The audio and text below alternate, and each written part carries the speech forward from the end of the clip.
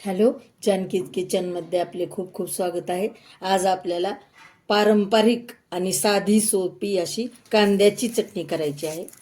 तर ही आपण सगळे कांद्याचं हे असं समोरचा भाग काढून घेऊ, साल व्यवस्थित वरचं टर्पल काढून छान कांदे 2 चिरून घेऊ आणि आपण कांद्याची चटणी परत करू.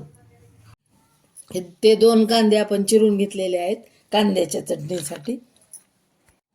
त्याच्यामध्ये टाकू थोडेसे शेंगदाणे. आपण हे एवढे थोडे भाजलेले आहेत माझ्याकडे आणि थोडे कच्चे आहेत, भाजलेले जास्त शिल्लक नव्हते म्हणून.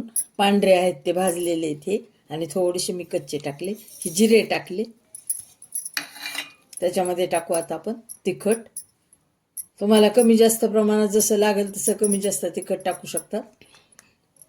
मी एवढंच 3-3.5 चमचे टाकलेलं आहे तिखट छोट्या चमच्यानं.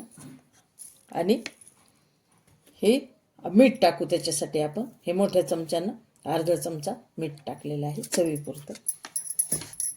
मिक्सरला थोडं मोठाडच चटणी आपल्याला करायची आहे, त्याच्यासाठी मिक्सरला हे फिरवून घ्यायचं आहे आपल्याला.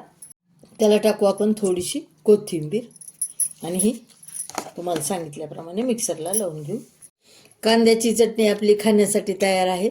हे अशी मिक्सरमधून अशी थोडी हळूहळू फिरवून घ्यायचं, फार एकदम फिरवायचं नाही. आणि अशी मोठाडच चटणी ही कांद्याची दाताखाली अशी छान वाटते खाताना. असं मोठं जर लागलं ना आपल्याला तर खूप छान लागतं हे, आणि ही खूप छान वाटते. तर अशी झटपट होणारी पारंपरिक अशी आपली कांद्याची चटणी.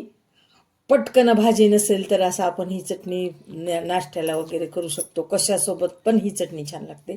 भाताला पण, भाकरीला पण, बाजरीच्या भाकरीला पण, पोळीला पण.